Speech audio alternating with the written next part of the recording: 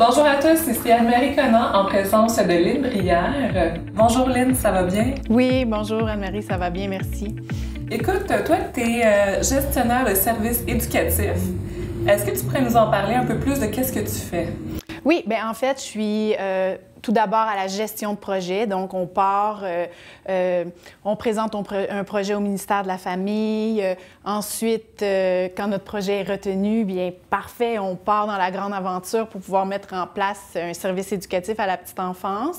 Donc, c'est de la structuration des lieux, l'aménagement des locaux, faire en sorte que ce soit un milieu très optimal pour le développement des enfants, accueillant et tout. Et puis également bien, un programme éducatif avec des orientations aussi particulières qui met en place, qui met de l'avant aussi la qualité des services, les interactions avec les éducatrices. Donc c'est aussi tout ça, là. C'est un service à la petite enfance, mais on doit tout concevoir et s'assurer aussi d'avoir du personnel, enthousiasme qualifié pour pouvoir mettre tout ce beau projet-là en place. Et comment que vous décidez comment que les programmes ils vont être montés avec les enfants? C'est qui s'en occupe? Le programme éducatif, à la base, il est obligatoire par le ministère de la Famille. Donc, c'est le programme éducatif Accueillir la petite enfance. Il y a également Gazelle et Potiron. Puis ensuite, bien, on est toujours libre de le bonifier. Hein? On veut toujours faire en sorte que nos enfants ici, au Québec, aient des services incroyables. Donc, on peut avoir certaines particularités. Ça va être personnalisé un petit peu, tout dépendant avec... C'est ça, parce qu'il y a certaines missions différentes. Parfois, il y a moi, j'ai travaillé aussi à la direction générale d'un CPE où la mission était d'accueillir les enfants de jeunes mères immigrantes. Mais il y a d'autres milieux aussi. On va vraiment s'adapter à la communauté, soutenir les besoins, créer un esprit de communauté. Donc, c'est en fait les missions là, puis les particularités qu'on va mettre de l'avant, autres que le programme éducatif. Puis comment vous vous arrangez quand vous avez des enfants qui ont des troubles d'apprentissage ou que vous avez des enfants qui ont des cas, par exemple, comme qu'on en parle souvent dernièrement, qui font pas Asperger, mais... Les troubles du spectre de l'autisme oui, ou exactement. Les enfants ayant un TSA ou...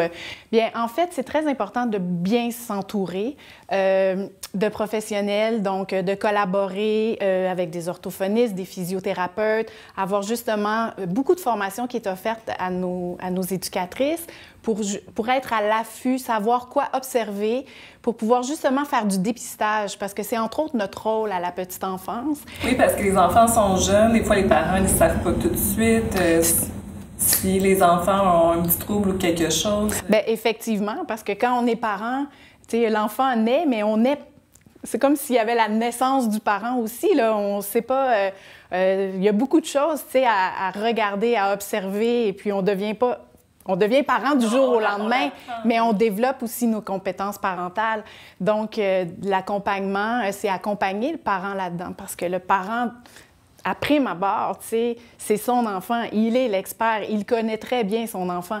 Mais ensuite, c'est de l'accompagner. Puis nous, notre rôle aussi, on n'est pas des spécialistes orthophonistes, physiothérapeutes, donc il faut s'entourer de ces personnes-là pour pouvoir faire le dépistage. Et puis les ratios dans les groupes des services éducatifs à la petite enfance font en sorte qu'on est proche d'eux, on a le temps d'observer puis de voir, tu sais, quand il y a des difficultés qui sont présentes. Est-ce qu'il y a des projets à venir?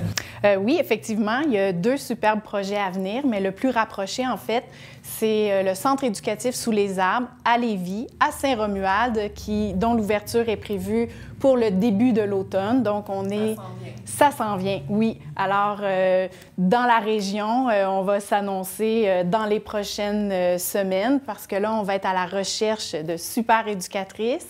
C'est toujours... moi, ça va être mon 4e projet d'ouverture d'un centre éducatif à la petite enfance. Donc, c'est toujours stimulant. C'est des moments, en fait, qu'on n'a pas l'occasion, comme éducatrice à la petite enfance, de vivre.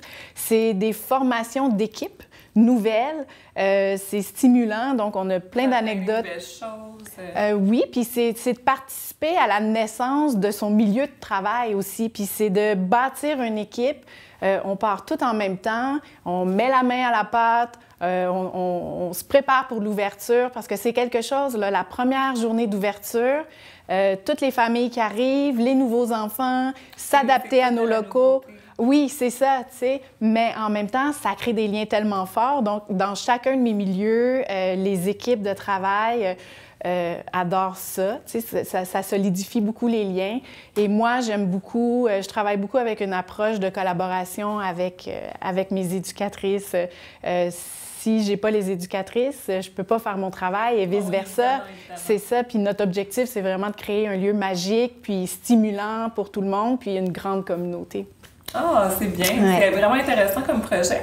Puis justement, comment on fait pour vous rejoindre? Bien, je vous invite pour l'instant à me rejoindre sur les réseaux sociaux. Donc, j'ai envie d'avoir plein de nouvelles personnes pour venir travailler avec moi dans mes milieux. Alors, oui, sur les réseaux sociaux, pour l'instant, c'est la façon de me rejoindre. Et le nom, c'est... Centre éducatif sous les arbres pour septembre prochain. Parfait. Alors, j'espère que vous avez retenu ça pour ceux qui sont intéressés. Mais merci beaucoup, Lynn. C'était bien plaisant de t'avoir en entrevue. Merci beaucoup, Anne-Marie.